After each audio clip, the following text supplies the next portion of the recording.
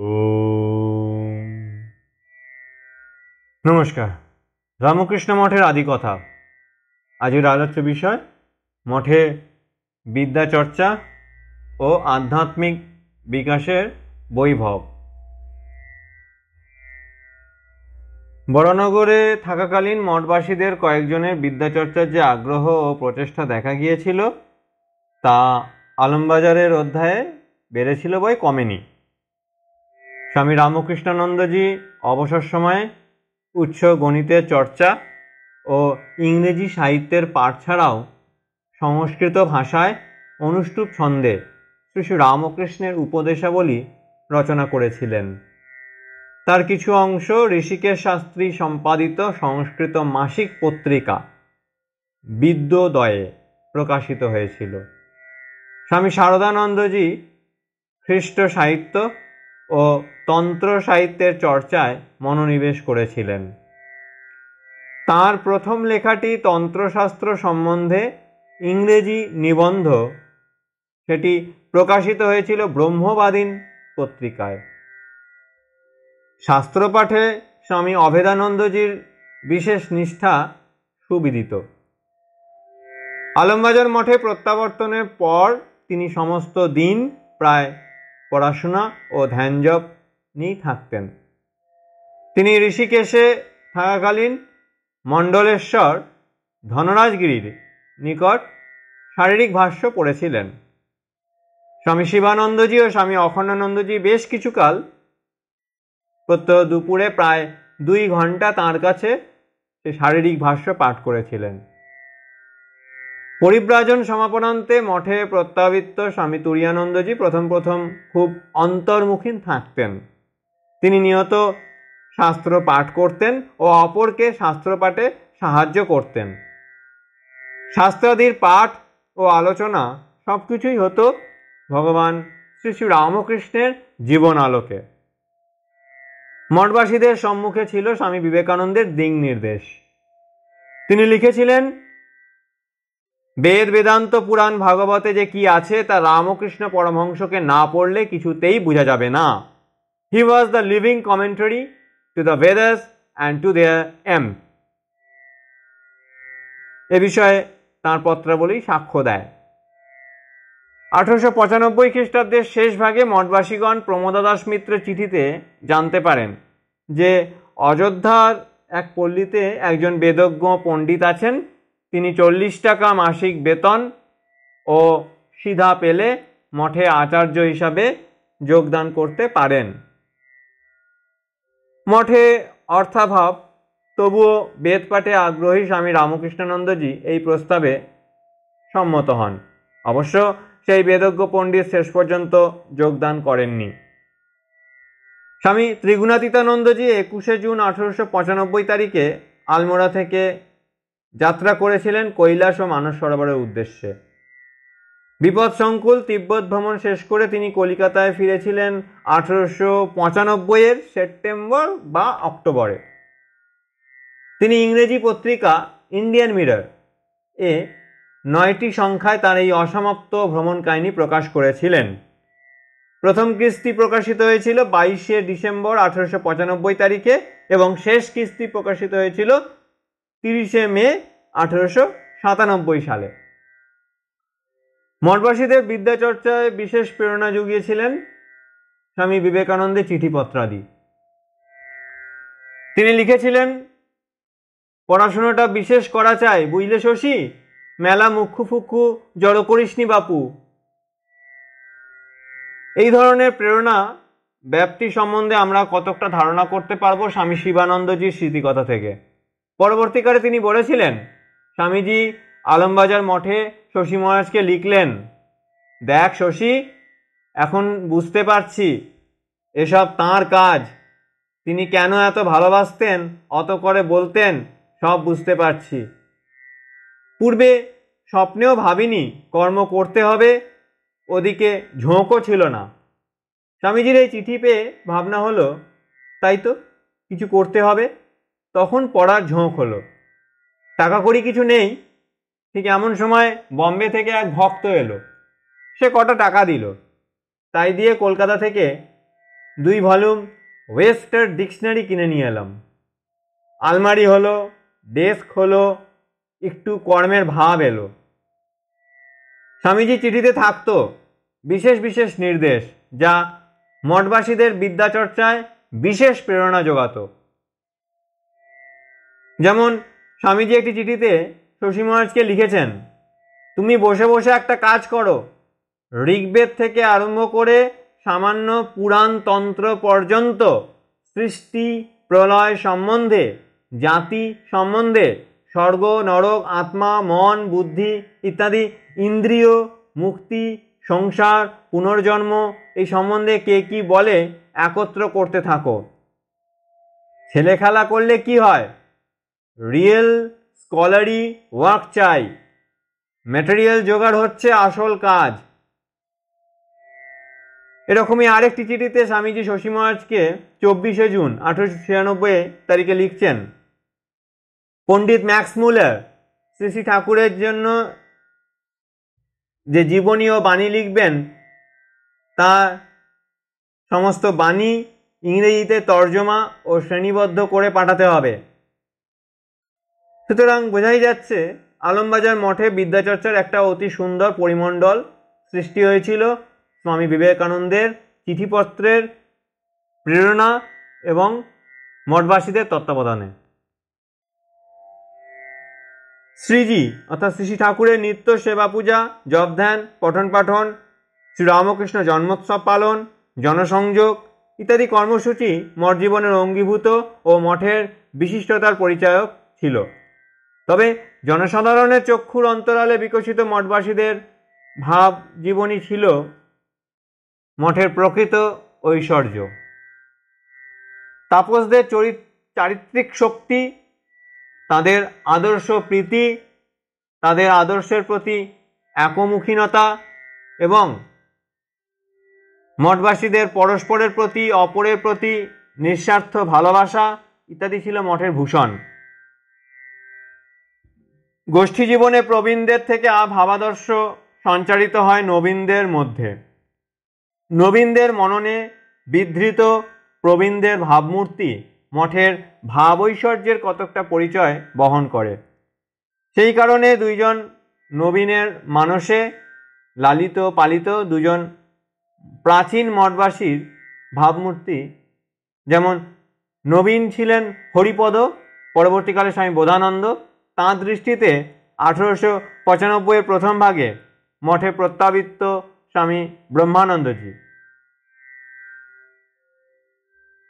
মহারাজের অর্থাৎ স্বামী ব্রহ্মানন্দজির স্বভাব ছিল বালকের মতো। তিনি শ্রী শ্রী মার নিকট নিয়ত যেতেন না। কদাচিৎ শ্রী শ্রী রামকৃষ্ণ সম্বন্ধে প্রসঙ্গ করতেন, কিন্তু দেখা যেত তাঁর আচরণে বিচরণে শ্রীরামকৃষ্ণ পরিস্ফুট। কেউ শ্রীরামকৃষ্ণকে সিদ্ধ পুরুষ বা অবতার বা অন্য কিছু মনে করলে তিনি ভ্রুক্ষেপ করতেন না। যে কেউ শ্রীরামকৃষ্ণের কৃপার গণ্ডির মধ্যে এসে পড়লেই তিনি নিশ্চিন্ত বোধ করতেন। স্বামীজি সহ সকলেই মহারাজকে শ্রদ্ধা ও সমীহ করতেন। এ ব্যাপারে বেদান্ত কেশরীতে আগস্ট 1924 সংখ্যায় প্রকাশিত নিবন্ধই সাক্ষ্য দেয়। এমনকি তৎকালীন কালীকৃষ্ণ, পরবর্তীকালে স্বামী বিরজানন্দজির স্মৃতিতে পাই, স্বামী তুরীয়ানন্দের সম্বন্ধে তিনি লিখছেন, তাকে আমরা সমীহ করে চলতুম, ভয় শ্রদ্ধা মিশ্রিত, কিন্তু তিনি তাঁর স্নেহ ভালোবাসায় আমাকে এমন আপনার করে নিয়েছিলেন যে তাঁর সহিত ঘনিষ্ঠভাবে মিশে তাঁর সেবা সঙ্গ, কথাবার্তা ও আলাপে আমার সমস্ত অবসর সময় কাটাইতাম। তিনি আমাদের সঙ্গে যে যখন যা কাজ করত, যেমন কুটনোকোটা, ঠাকুর সেবা জোগাড়, তার সঙ্গে বসে তার কাজে সাহায্য করতেন এবং সব সময়ই তার উদ্দীপনাপূর্ণ বাক্য, মধুর ও তেজস্বী সুরে গান বা স্তোত্র আবৃত্তির দ্বারা আমাদের অন্তরে যেন আধ্যাত্মিক তড়িৎ প্রবাহ সঞ্চারিত করতেন। তো এই বর্ণনার মধ্যে আমরা মঠের আন্তর্জীবনের একটা আভাস পাই। মঠবাসীদের আন্তর্জীবনের শ্রেষ্ঠ পরিচয় তাদের উপলব্ধ এই আধ্যাত্মিক সম্পদ। গুরুর নির্দেশ অনুযায়ী প্রত্যেক তাপস তনু প্রাণ মন সমর্পণ করে চরম উপলব্ধির জন্য সাধন ভজন করে চলেছিলেন। তারা প্রত্যেকেই যোগ্যতা সম্পন্ন উচ্চ কোটির সাধক। তাদের নিষ্ঠা পরাকাষ্ঠার সাধন ভজনে স্বাভাবিকভাবেই আধ্যাত্মিক বিকাশ উচ্ছল হয়ে উঠেছিল। তার বাহ্য প্রকাশ ছিল সামান্যই, যাও বা ছিল তা শুধুমাত্র অভিজ্ঞ ব্যক্তির নজরেই পড়ত। উপলব্ধ অনুভূতি সকল মুখ্যত স্বসংবেদ্য এবং মঠবাসীদের অধিকাংশই এ সকল অভিজ্ঞতা গোপনে রাখতেন। সে কারণে এ বিষয়ে নির্ভরযোগ্য তথ্যাদি সামান্যই পাওয়া যায়। ঠাকুরঘর কেন্দ্রিক আধ্যাত্মিক ভাবের প্রগাঢ়তার বিষয়ে আমরা আগেই ইঙ্গিত করেছি। স্বামী রামকৃষ্ণানন্দজির ভাবগম্ভীর পূজা সেবায় শ্রীরামকৃষ্ণের জীবন তো উপস্থিতি অনেকেই অনুভব করতেন। আলমবাজার মঠের তৃতীয় পর্যায়ে স্বামী রামকৃষ্ণানন্দের বদলি স্বামী প্রেমানন্দজির পূজা সেবা করার সময়ও ঠাকুরঘরের আবহ ছিল অপরিবর্তিত। সে সময় পূজক স্বামী প্রেমানন্দজির চোখে যেন নেভা লেগে গিয়েছিল। শ্রীরামকৃষ্ণ বলতেন, পাকা ভক্তি হলে ভক্ত দেখে ঈশ্বর ছাড়া কিছু নেই। যেমন পিত্ত জমলে নেবা লাগে, দেখে যে সবই হলদে। স্বামী প্রেমানন্দজি দেখতেন সবকিছুই রামকৃষ্ণময়।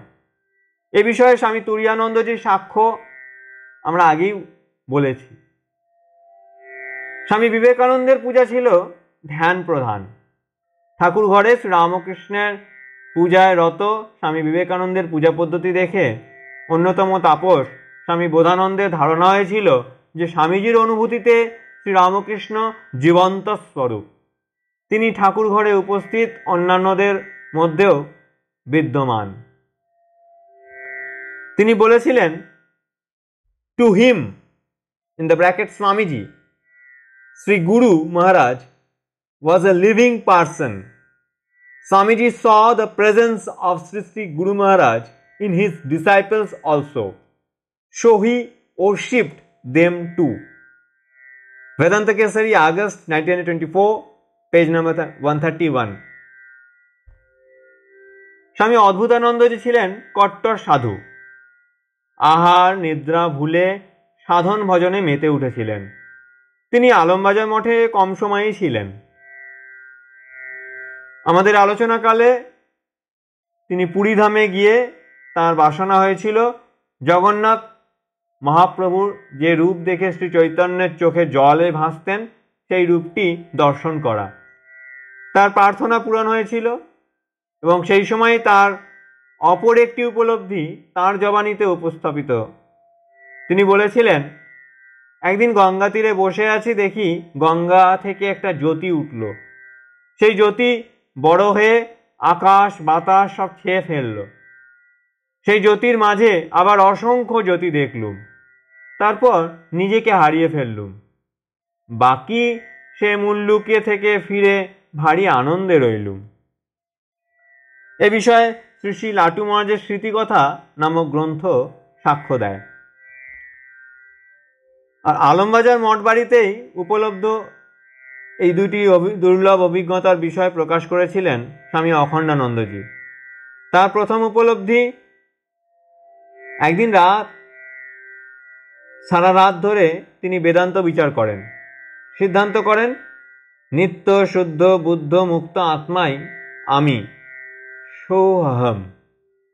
শেষ রাতে একটু চোখ বুঝতেই তিনি দেখতে পান হামাগুড়ি দেওয়া সজীব নাড়ুগোপাল, যেন নীলকান্ত মণি কুঁদে গড়া। মা যশোদা খাবার হাতে তাকে ডাকছেন। যশোদা ও গোপালের দিব্য এই লীলাবিলাস দেখে স্বামী অখণ্ডানন্দজি মুগ্ধ। অকস্মাৎ সেখানে উপস্থিত হন ঠাকুর, তার কাঁধে লাল পেরে ধুতির আঁচল। তিনি অখণ্ডানন্দজিকে বলেন, দেখ দেখি এ কি ভাব? বিস্ময়ানন্দে অভিভূত অখণ্ডানন্দজি বলেন, নির্বাণে আমার কাজ নেই প্রভু। আহা, এই ভাব নিয়ে আমি শত শত বার জন্মাতে চাই। তার ঘুম ভেঙে যায়। দ্বিতীয় উপলব্ধি গ্রীষ্মকাল 1896 সালে দুপুরবেলা অন্যান্যদের সঙ্গে স্বামী অখণ্ডানন্দজি ঘুমাতে যান। প্রচণ্ড গরম, চোখে ঘুম নেই। তিনি উঠে একটা বড় পাখা নিয়ে সকলকে বাতাস করতে থাকেন। নড়ে চড়ে সকলে আরামে ঘুমাতে থাকলেন। তিনি লিখেছেন, কি আশ্চর্য, প্রায় আধ ঘন্টা পরে আমারও তাপিত অঙ্গ শীতল হইয়া গেল। এই ধরনের কথিত অকথিত কত দিব্যানুভূতির সাক্ষী এ আলমবাজার মঠের দিনগুলি। আজ এ পর্যন্তই। ওম শান্তি শান্তি শান্তি। হরি ওম তৎসৎ। শ্রীরামকৃষ্ণার্পণমস্তু।